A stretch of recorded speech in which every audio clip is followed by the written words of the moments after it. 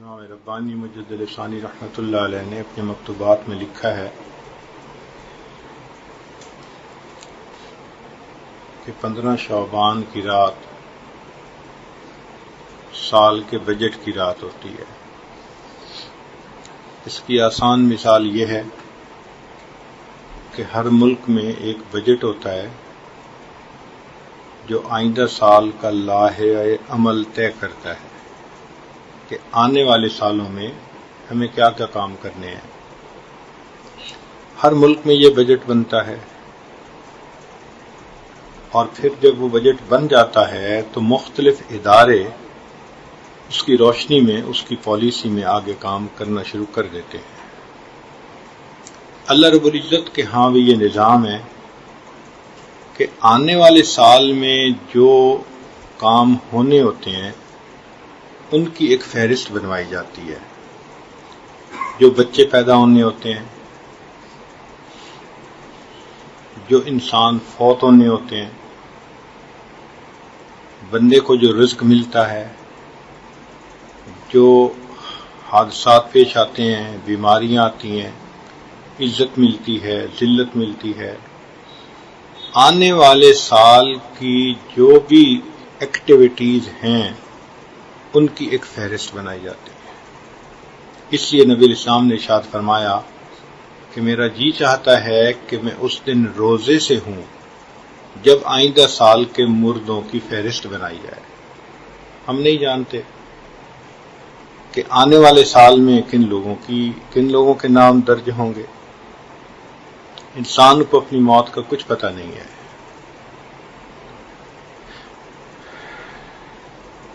تو ایک تو آنے والے سال کی بجٹ کی رات۔ اب اگر غور کریں تو ہماری جتنی پریشانیاں ہیں وہ انہی سے متعلق۔ کسی عورت کے ہاں اولاد نہیں، وہ بھی رزق میں شامل۔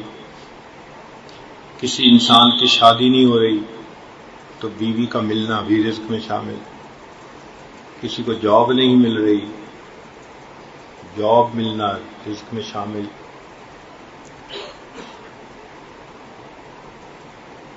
تو اگر آپ دیکھیں تو ہماری اکثر و بیشتر پریشانیاں رزق ہی سے متعلق ہوتی ہیں۔ کہیں بیٹی کا رشتہ نہیں ملتا، کہیں بیوی کو خامند کی محبت نہیں ملتی، کہیں خامند کو بیوی کی وفا نہیں ملتی، کسی کا کاروبار اچھا نہیں چلتا، کوئی قرضوں میں دبا ہوا ہے، کوئی محنت کے باوجود کچھ نہیں کما پاتا، بچوں کو پڑھائی نہیں کرا سکتا۔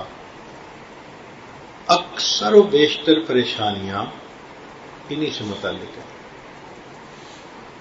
تو جب پریشانیاں انہی سے متعلق ہیں اور اسی کی فہرست بن رہی ہے تو کیوں نہ انسان اس وقت اللہ کے ہاں فریاد کرے۔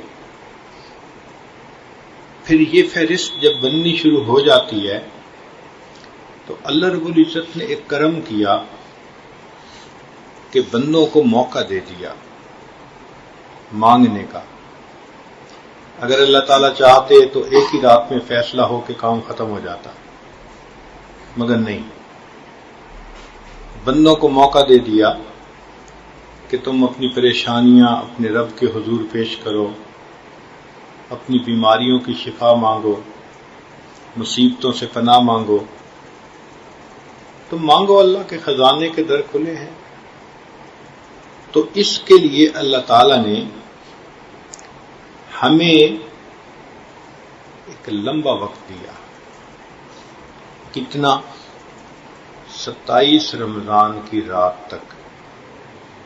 27 رمضان کی رات تک یہ فیصلے مکمل ہو جاتے ہیں اور پھر وہ فہرست فرشتوں کو ایگزیکیوشن کے لیے آگے فارورڈ کر دی جاتی ہے۔ اسی لیے رمضان مبارک کی اہمیت بھی بہت زیادہ، برکتوں اور رحمتوں کا مہینہ۔ اللہ تعالیٰ نے کرم کیا کہ میرے بندو تم بھوکے پیاسے رہو، تمہیں اجر ملے گا، تمہارے دلوں میں نور آئے گا، تمہارا دھیان میری طرف ہوگا، تم مجھ سے مانگو گے میں تمہیں دوں گا۔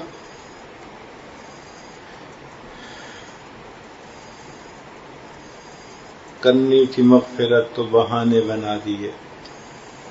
اللہ رب العزت چاہتے تھے کہ بندوں کو بخشوں، تو ہمیں 1 مہینے سے زیادہ کا وقفہ دیا گیا، 40 دن سے زیادہ کا۔ یہ آج کل کے دن اور راتیں، ان میں بجٹ تیار ہو رہا ہے۔ تو بجائے اس کے کہ ہم مخلوق کے سامنے دھکے کھائیں اور ہاتھ پھیلائیں اور مخلوق کی طرف نظر جمائیں، کیوں نہ ہم اپنے رب سے مانگیں۔ جب وہ پروردگار دینا چاہتا ہے تو ہم کیوں نہ اس سے لیں جو دے کے خوش ہوتا ہے۔ عجیب بات یہ ہے، اللہ تعالیٰ دے کے خوش ہوتے ہیں، بندہ لے کے خوش ہوتا ہے، تو پھر اللہ سے مانگے۔ اس لیے آج کل کے دن رات اہمیت کے حامل ہیں۔ ان دن راتوں کو ایسے غفلت میں نہیں گزارنا چاہیے، بلکہ مانگنا چاہیے۔ اور ہمارے پاس 27 رمضان کی رات تک کا وقفہ ہے۔ جتنا مانگیں گے اللہ تعالیٰ اتنا ہی انسان کے ساتھ خیر کا معاملہ کر دیں گے۔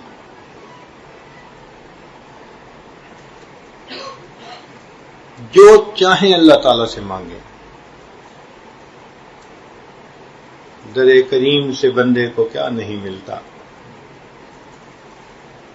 تو یہ مانگنے کا وقت ہے، متوجہ اللہ ہونے کا وقت ہے، اپنے گناہوں کی معافی مانگنے کا اور اللہ کی نعمتوں کو مزید مانگنے کا وقت ہے۔ تو ہمارے پاس 27 رمضان تک کا یہ وقت موجود ہے، اس میں دعائیں مانگیں۔ پھر اللہ تعالیٰ نے عجیب فضل فرمایا کہ بتا بھی دیا کہ روزہ دار افطار کے وقت جو دعا مانگتا ہے اللہ تعالیٰ دعا قبول فرما لیتے ہیں۔ کل یوم و لیلۃ دعوۃ مستجابہ، رمضان شریف کے ہر دن میں اور ہر رات میں اس کی دعا قبول ہوتی ہے۔ اب سوچئے کتنی اللہ نے مہربانی کر دی، دعا قبول کرنے کی بھی خوشخبری دے دی۔ تو ایک تو اپنی ضروریات اللہ کے سامنے پیش کریں، حاجات اللہ کے سامنے پیش کریں اور اللہ سے رحمت کی دعا مانگیں۔ اور دوسری بات امام ربانی مجدد ثانی رحمۃ اللہ علیہ نے مکتوبات میں لکھی ہے، وہ فرماتے ہیں کہ رمضان کا مہینہ آنے والے سال کا ایک چھوٹا سا نمونہ ہوتا ہے۔ جیسے رمضان گزرے گا آنے والا سال ویسے ہی گزرے گا۔ مثلا ایک آدمی کو تہجد کی پابندی نصیب نہیں، وہ پورا رمضان تہجد کا اہتمام کرے، آپ مشاہدہ کریں گے کہ آنے والے سال میں تہجد کا پڑھنا آسان ہو جائے گا۔ ایک آدمی بدنظری کرتا ہے، وہ رمضان المبارک میں نظر کی حفاظت کرے پوری طرح، آئندہ سال میں اس کو بدنظری سے بچنے کی توفیق ہو جائے گی۔ ہم جیسے رمضان گزاریں گے اسی کا ریفلیکشن آنے والے سال میں ہوگا۔ تو جو احباب کہتے ہیں جی کہ ہم سے مراقبہ نہیں ہوتا، حقوق قلبی نہیں ہوتا، تسبیحات نہیں ہوتی، تو پھر رمضان میں کر کے دیکھ لیں۔ 1 مہینے کی پابندی کریں، بقیہ 11 مہینے اللہ کی مدد شامل حال ہو جائے گی۔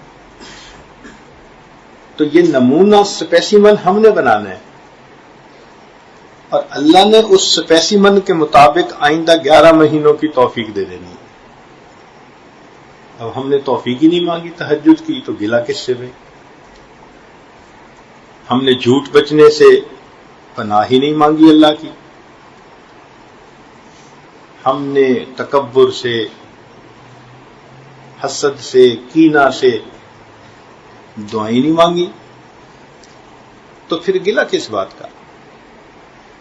تو اس لیے رمضان المبارک ہم ایسے گزاریں کہ جیسے ہم چاہتے ہیں کہ پوری زندگی ایسے گزرے، اس کا سکیڈول بنا لیں۔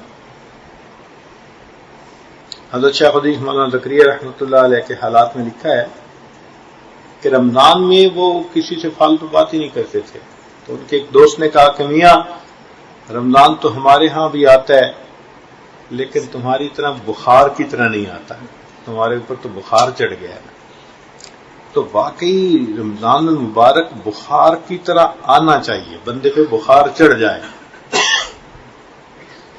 تو آپ ان آنے والے ایام کا اندازہ لگائیں کہ ان کی اہمیت کتنی ہے۔ ایک تو بجٹ آنے والے سال کا، اور دوسرا آنے والے سال میں جو اعمال کی توفیق ہے اس کا اسپیسیمن ہم رمضان شریف میں بنا لیں گے۔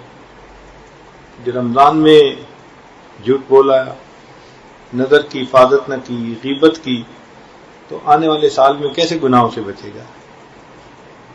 اور ویسے بھی سوچنے کی بات ہے کہ حدیث پاک سے ثبوت ملتا ہے کہ رمضان مبارک آنے سے پہلے جبریل علیہ السلام آتے ہیں اور شیاطین کو ہتھکڑیاں لگا کر قید کر دیتے ہیں تاکہ امت محمدی صلی اللہ علیہ وسلم کے روزہ داروں کے روزے کو خراب نہ کر سکیں۔ اب اگر شیاطین بڑے بڑے تو قید ہیں، پھر رمضان میں کوئی گناہ کرتا ہے تو وہ کیوں کرتا ہے؟ بھئی شیاطین تو قید ہو گئے۔ تو اس کا جواب یہ ہے کہ یا تو وہ جو چھوٹے چھوٹے شتونگڑے ہوتے ہیں اس کے لیے وہی کافی ہے، اس کو بہکانے کے لیے، بھٹکانے کے لیے بڑوں کی ضرورت ہی نہیں، چھوٹے چھوٹے ہی کافی ہیں۔ اور بعض نے فرمایا کہ نہیں، جس طرح لوہے کو بھٹی سے نکالیں تو نکالتے ہی ٹھنڈا نہیں ہو جاتا، وہ آدھا گھنٹہ گرم رہتا ہے، ہاتھ نہیں لگتا اس کو۔ تو جو نفس گناہوں کی بھٹی میں پڑا ہوا تھا، اگر کوئی بندہ اس کو رمضان میں نکال بھی لے تو رمضان میں بھی اس کی حرارت محسوس ہوتی رہتی۔ اسی طرح جو گناہوں میں ڈوبے ہوتے ہیں ان کو رمضان میں بھی نفس کی شرارت معلوم ہوتی رہتی۔ ایک چیز تو کنفرم ہو گئی نا کہ رمضان المبارک میں جو گناہ کرتے ہیں تو اس میں بڑے شیاطین کا ہاتھ نہیں ہوتا، نفس کا ہی دخل ہوتا ہے۔ تو گویا یہ ہماری روحانی بیماریوں کا لٹمس ٹیسٹ ہو گیا۔ کوئی بندہ دیکھنا چاہے نا کہ میری روحانیت کتنی ہے، تو اس کے لیے ہمارے لیے آسان ہے اس کو چیک کرنا۔ اگر روحانیت بنی ہوگی تو گناہوں سے محفوظ ہوگا، اور اگر روحانیت نہیں بنی ہوگی تو کیا ہوگا؟ جیسے رمضان کے علاوہ گناہ کرتا تھا، رمضان میں بھی گناہ کرے گا، اس لیے کہ من جو اندر سے ناقص ہے۔ تو رمضان کے گناہ بہت زیادہ نقصان دہ ہیں کیونکہ وہ نفس کی شرارت کی وجہ سے ہوتے ہیں، نفس کی خباثت کی وجہ سے ہوتے ہیں۔ اتنی برکتیں ہیں رمضان میں کہ تھوڑا سا بھی کوئی توجہ کر لے تو بخش دیتے ہیں۔ نبی علیہ الصلوۃ والسلام نے ایک قبیلے کا نام لیا جو مدینہ طیبہ میں بکریاں پالنے میں بڑا مشہور تھا، بنی کلب اس کا نام تھا قبیلے کا۔ ہر گھر کے لوگوں کے پاس سینکڑوں بکریاں، اور جب قبیلے کی بکریاں نکلتی تھیں تو 2 پہاڑوں کے درمیان کی وادی کو بھر دیتی تھی، اتنی بکریاں تھیں۔ اب جب 2 پہاڑوں کے درمیان کی وادی کو بھر دیتی تھیں تو ان کے بال کتنے ہوں گے؟ نبی علیہ السلام نے فرمایا کہ رمضان مبارک کی ہر رات میں بنو کلب قبیلے کی بکریوں کے بالوں کے برابر جہنمی جہنم سے بری کر دیا جاتا. تو جب رحمت کا دریا یوں بہہ رہا ہو تو ہمیں فائدہ اٹھانا چاہیے. اس لیے جو رمضان میں بھی اپنے گناہوں کی بخشش نہ کروائے تو وہ تو بدبخت ہے سیدھا سیدھا. دیکھیں نا، ماں بچے سے محبت کرتی ہے،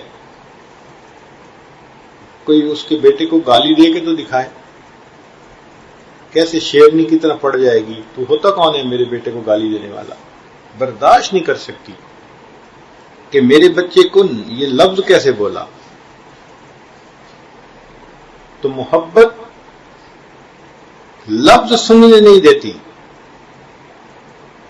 کہ اگر ماں کے سامنے اس کے بیٹے کو کوئی گالی دے. لیکن جب ماں کا دل دکھی ہوتا ہے، نا امید ہوتا ہے، ٹوٹا ہوا ہوتا ہے، پھر اگر کوئی اس کے سامنے گالی دیتا ہے نا اس کے بچے کو، تو وہ پھر اس کا دل بھی اس پر آمین کہہ رہا ہوتا ہے. او بہو یہی صورت کہ جبریل علیہ السلام آئے، دعا مانگی، برباد ہو جائے وہ شخص جس نے رمضان کا مہینہ پایا اور اپنی مغفرت نہ کروائی. اور اللہ کے نبی صلی اللہ علیہ وسلم نے یہ بات سن کر فرمایا آمین. اس کا مطلب ہے رمضان میں عبادت کی کوشش نہ کرنے والے سے اللہ کے حبیب صلی اللہ علیہ وسلم کا دل کتنا دکھی ہوتا ہے، کتنا دل ٹوٹتا ہے اس سے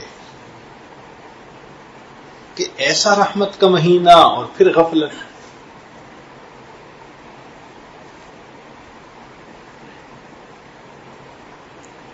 تو یہ وقت ہمارا 27 رمضان تک ہے.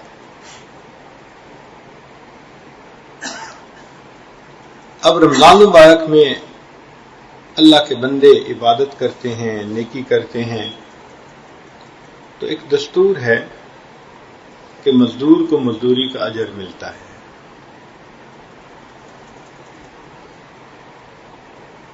مزدور کو مزدوری کا اجر ملتا ہے. اور آپ نے دیکھا ہوگا کہ جب کوئی نمایاں کام کرتا ہے تو انعام دینے کے لیے اس کو پریزیڈنٹ ہاؤس بلاتے ہیں اور پرائم منسٹر ہاؤس بلاتے ہیں کہ جی آپ کو فلاں میڈل دیا جائے گا، آپ کو انعام دیا جائے گا. جیسے یہ دستور ہے نا، بالکل اللہ تعالیٰ کے ہاں یہی دستور کہ جو رمضان المبارک میں عبادت کریں گے اللہ تعالیٰ ان کو رمضان کے بعد اپنے گھر انعام کے لیے بلاتے ہیں. آؤ میرے گھر بیت اللہ کی طرف. چنانچہ حج حقیقت میں رمضان کے انعام ملنے کی ایک کنووکیشن ہے، ایک سیریمنی ہے کہ ساری دنیا میں جنہوں نے رمضان مزے کا گزارا ان کو مالک الملک اپنے گھر بلا لیتا ہے. آؤ میرے بندو میں تمہیں انعام دینا چاہتا ہوں. تو ہمارے مشائخ نے ایک لفظ بولا، رمضان کام کا مہینہ، ذی الحجہ انعام کا مہینہ. رمضان المبارک کام کا مہینہ اور ذی الحجہ انعام کا مہینہ. درمیان میں وقفہ دے دیا 2 مہینوں کا. وہ کیوں؟ کہ اگر پہلی شوال کو حج ہوتا تو پہنچتا کون؟ انسان تھے نا، ساری دنیا سے آنا تھا. کسی نے پیدل چل کے، کسی نے سواری پر، کسی نے بحری جہاز، کسی نے ہوائی جہاز. یاتین من کل فج عمیق. تو ان کو وقت درکار تھا. تو اللہ تعالیٰ نے درمیان میں سفر کا ٹائم دے دیا کہ یہ جو تمہارا شوال کا مہینہ، ذی قعدہ کا مہینہ ہے، یہ تم سفر کرو اور میرے گھر پہنچو. اور جب پہنچو گے تو پہلی ذی الحجہ سے ایک مہینہ شروع ہوگا. وہ عجیب 10 راتیں ہیں. عجیب 10 راتیں کہ اللہ رب العزت نے قرآن پاک میں ان کی قسم کھائی، والفجر ولیال عشر، اللہ اکبر. یعنی اتنے اللہ تعالیٰ خوش ہوتے ہیں. کیوں؟ ساری دنیا کے چاہنے والے گھر میں جو آئے بیٹھے ہیں، گھر میں شادی کا فنکشن ہو، سارے مہمان آ جائیں تو گھر کے لوگ میزبان کتنے خوش ہوتے ہیں. اسی طرح ساری دنیا سے اللہ کے چاہنے والے اللہ کے گھر میں اکٹھے ہوتے ہیں، اللہ تعالیٰ کو خوشی ہوتی ہے، اس لیے ان 10 دن کی قسم کھائی. اللہ اکبر کبیرہ. آپ سوچیں کہ حج کوئی نماز پڑھنے کا نام نہیں ہے کہ بندہ سمجھے ہم وہاں جائیں گے اور بیت اللہ میں 2 رکعت نماز پڑھیں گے ہماری حج ہو جائے گی. حج نماز کا نام نہیں ہے. حج کس کا نام ہے؟ میدان عرفات میں 9 ذی الحجہ کو ظہر سے لے کے مغرب کے درمیان تک جو بندہ پہنچ گیا احرام باندھ کے، اس کا گویا حج ہو گیا. یہ وقوف اعظم ہے حج کا، رکن اعظم ہے حج کا.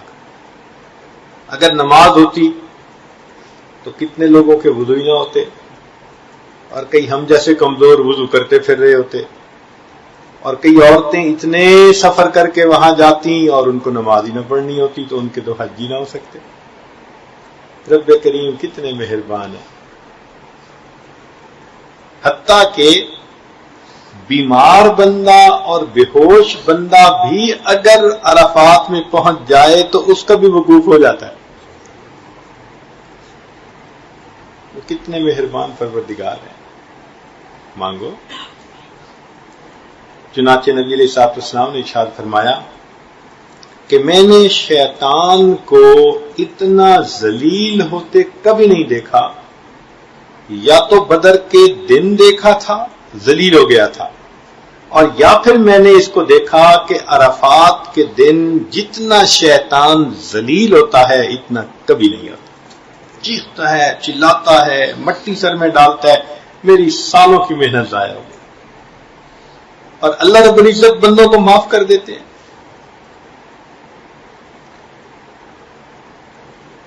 اب ایک نقطے کی بات سنیے گا کہ حج پہ تو جو پہنچنے والے ان کو تو اللہ تعالیٰ عطا کریں گے، مگر جب فیور کرنی ہو نا کسی کی تو پھر اس کے لیے ذرا اور حساب ہوتا ہے. نبی علیہ الصلوۃ والسلام نے اپنی امت کی عجیب فیور کی. کیا کہ نبی علیہ السلام نے ایک دعا مانگی، اللہ حاجی کی بھی مغفرت فرما، اللہ حاجی کی بھی مغفرت فرما، اور جس کی مغفرت کی حاجی دعا کرے اس کی بھی مغفرت فرما. قیامت تک کے لیے جتنے حاجی ہوں گے ان کی دعاؤں پر نبی علیہ السلام کی دعا کا سایہ ہے. اللہ حاجی کی بھی مغفرت فرما، اور جس کی مغفرت کی حاجی دعا کرے اس کی بھی مغفرت. اگر ہماری دعاؤں کا انحصار ہوتا تو یہ جھوٹی زبانیں کیا دعا مانگتی، کیا قبول ہوتی. لیکن اب تو نبی علیہ السلام کی دعا کا سایہ حاصل ہو گیا، دعائیں بھی قبول.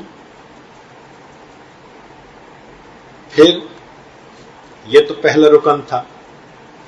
اس کی مثال یوں سمجھ لیں کہ ہم نے ایک مرتبہ ایک نکاح پڑھانا تھا، تو ہم نے دیکھا کہ ان کے ہاں جب بارات آئی تو ہر بندے کو انہوں نے 1000 روپے کا ہار پہنایا. کہیں پھولوں کے ہار پہناتے ہیں، کہیں نوٹوں کے ہار پہنا دیتے ہیں. ہم نے پوچھا بھی کیوں کیا؟ کہنے لگے جی ہم نے اپنے مہمان کا اکرام کیا. تو میں نے کہا اچھا ہمیں بات ایک سمجھ میں آ گئی.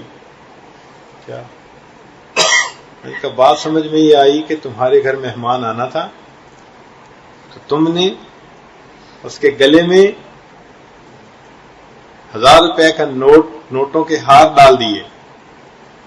اللہ تعالیٰ بھی اپنے گھر بلاتے ہیں اور اپنے گھر سے آنے سے پہلے میدان عرفات میں بلا کے کہتے ہیں کہ میں تمہیں کیا ہار پہناؤں، تم خود جو پہننا چاہتے ہو، جتنا مانگنا چاہتے ہو میرے بندو مانگو، میں تمہاری مرضی کے مطابق تمہیں عطا کروں گا.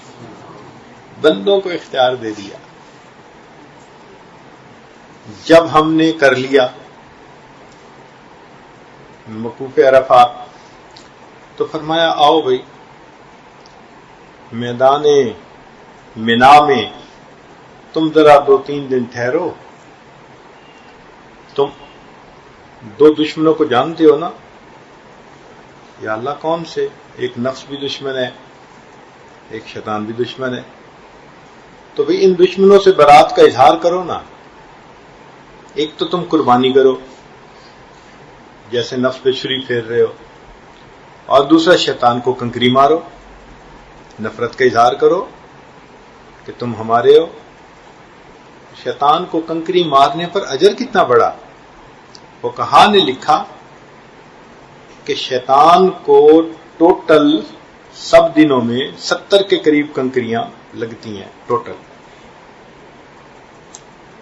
ہر کنکری کے بدلے اتنا بڑا گناہ معاف ہوتا ہے، اگر وہ معاف نہ ہوتا اس بندے کو یقیناً جہنم میں لے جانے کا سبب بنتا. اتنا بڑا گناہ معاف ہوتا ہے. تو 70 کبیرہ گناہ معاف ہو گئے. سبحان اللہ. یا اللہ اب تو ہم نے شیطان سے بھی نفرت کا اظہار کر لیا اور جانور بھی ذبح کر دیا، خواہشات کے گلے پہ بھی چھری پھیر دی. تو میں ہاں تم ہمارے ہو نا، اب آؤ ہمارے گھر میں. کیا کام رہ گیا؟ تو میں تم نے ہمارا دیدار نہیں کرنا، ہم سے ملاقات نہیں کرنی. اس لیے اس طواف کا نام بھی طواف زیارت رکھا گیا. آنکھ والا تیرے جوبن کا تماشا دیکھے، دیدہ ایک اور کو کیا آئے نظر کیا دیکھے. تو یہ طواف زیارت حقیقت میں رمضان کا انعام ہے. تو یہ سٹوری شروع ہوتی ہے 15 شعبان سے اور اس کا عروج ہوتا ہے طواف زیارت کے اوپر. پھر طواف زیارت کے بعد جتنے دن رہنا ہے رہو، طواف وداع کرو، پھر اپنے گھروں کو جاؤ. سبحان اللہ. اللہ تیری شان. تو رمضان المبارک کام کا مہینہ اور ذی الحجہ انعام کا مہینہ. یہ وجہ تھی کہ اللہ کے حبیب صلی اللہ علیہ وسلم رمضان مبارک کے آنے کا انتظار فرماتے تھے. 2 مہینے پہلے سے دعا مانگتے تھے، اللہم بارک لنا فی رجب و شعبان وبلغنا رمضان. تو بھئی 2 مہینے پہلے سے دعا مانگ رہے ہیں تو نبی علیہ السلام اہمیت جانتے ہیں نا کہ رمضان کی اہمیت کیا ہے. تو آپ رمضان میں خوب محنت کریں. 1 مہینہ ہے نا، 1 مہینے میں انسان اگر گناہوں کو کرنا چھوڑ دے تو کون سا مشکل کام ہے. آئندہ پھر اللہ توفیق دے دیتے ہیں، چھڑوا دیتے ہیں. اس لیے یہ ہماری زندگی کا اہم مہینہ ہے. ہمارے اسلاف جب ایک دوسرے کا تذکرہ کرتے تھے نا تو کسی کی فضیلت کو بیان کرنا ہوتا وہ کہتے ہو وہ تو اپنی زندگی کے 45 رمضان گزار چکا ہے. یعنی رمضان المبارک کا گزارنا ان کے نزدیک بزرگی کا معیار تھا کہ جی اس کو تو بڑا موقع ملا عبادت کرنے کا. وہ تو 45 رمضان گزار چکا ہے. اس لیے ہمارے اسلاف 6 مہینے رمضان کے آنے کا انتظار کرتے تھے. ہمارے اکابر 6 مہینے رمضان المبارک کے آنے کی دعائیں مانگتے تھے، اور جب رمضان گزر جاتا تھا تو بقیہ سال کے 6 مہینے رمضان کی قبولیت کی دعائیں مانگتے تھے. پورا سال ہی رمضان کی دعائیں مانگتے رہتے تھے. اس لیے رمضان المبارک کی برکتوں کا کہنا ہی کیا. حضرت علی رضی اللہ عنہ فرمایا کرتے تھے کہ اللہ تعالیٰ اپنے حبیب صلی اللہ علیہ وسلم کی امت کو عذاب دینا ہی نہیں چاہتے. اللہ تعالیٰ اپنے حبیب صلی اللہ علیہ وسلم کی امت کو عذاب دینا ہی نہیں چاہتے. تو کسی نے پوچھا دلیل کیا؟ فرمایا اگر عذاب دینا ہوتا اس امت کو رمضان کا مہینہ عطا نہ کرتے. رمضان کا مہینہ دینے کا مقصد ہی یہی کہ کسی کو عذاب ہو ہی نہ، سب بخشے جائیں. علماء نے لکھا ہے کہ یوسف علیہ السلام 12 بھائی تھے. احد عشر کوكبا 11 بھائی اور 12ویں یوسف علیہ السلام، تو کل 12 ہو گئے. تو 12 بھائی تھے، 11 سے غلطی ہوئی مگر 12ویں کے صدقے 11 کی غلطی معاف ہو گئی. تو رمضان مبارک کی مثال یوسف علیہ السلام کی ہے جو 11 مہینے گناہ کر بیٹھتے ہیں.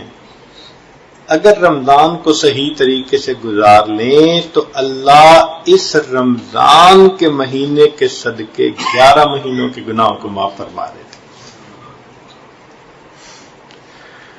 اپنے لیے بھی دعا مانگیں، عزیز و اقارب کے لیے، امت کے لیے.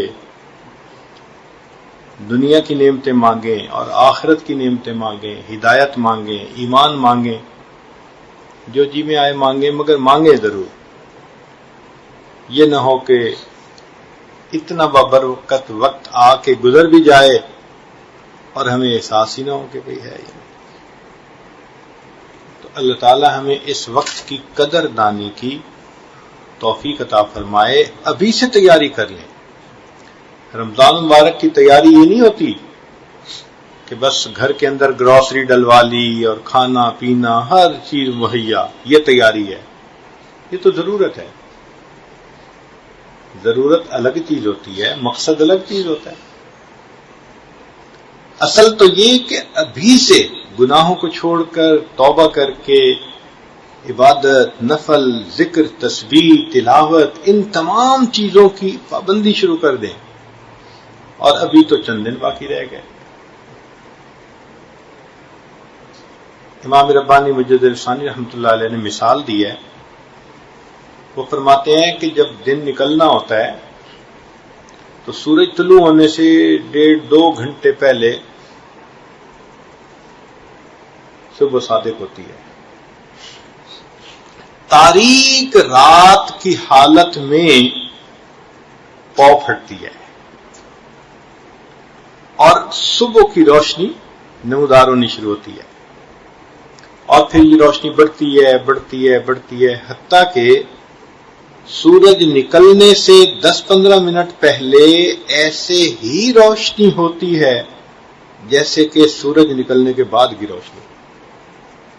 تجربہ اس طرح کہ اگر کسی بندے کو نماز پڑھنے میں دیر ہو جائے تو وہ آسمان کی طرف دیکھے کہ جی قضا ہو گئی، لیکن چارٹ کو دیکھے گا تو پتہ چلے گا نہیں ابھی 10 منٹ ہیں. لیکن روشنی اتنی ہو چکی ہوتی ہے کہ بندہ محسوس کرتا ہے کہ سورج نکل چکا. تو اس کا مطلب یہ کہ 15 شعبان کو ان برکات کے جو دن ہے اس کی صبح صادق شروع ہوتی ہے. ہر دن میں یہ نورانیت بڑھتی ہے حتیٰ کہ 29 شعبان کو ایسے ہی یہ انوارات ہوتے ہیں جیسے کہ رمضان کے انوارات ہوتے ہیں. اس لیے ان دنوں میں عام بندہ بھی محسوس کرتا ہے کہ نیکی کو جی زیادہ چاہتا ہے، اور جو صاحب باطن ہو وہ تو آسمان سے بارش کی طرح رحمتوں کو برستا آنکھوں سے دیکھتے ہیں.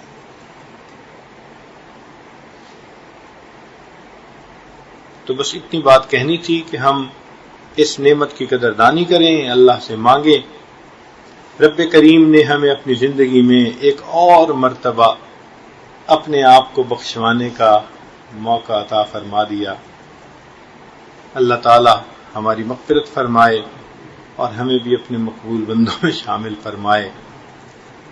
وآخر دعوانا ان الحمد للہ رب العالمین۔ عشق خدا یار و نار غضب دی، عشق خدا یار و نار غضب دی، تے دیکھو قسمت وچ ونج پئی ہاں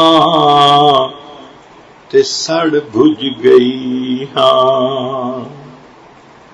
عشق خدا یارو نار غضب دی، تے ویکھو قسمت وچ ونج پئی ہاں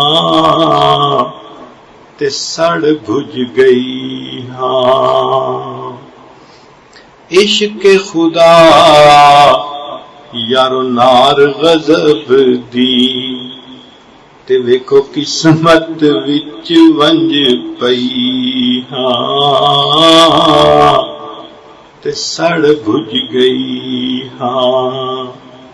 چولا برکا صبر دا میرے، تے ہو گیا تھیاں تھیاں تے چپ کر گئی ہاں۔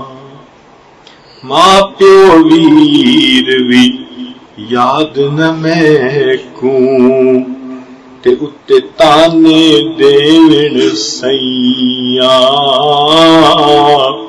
تے سیندی رہی ہاں۔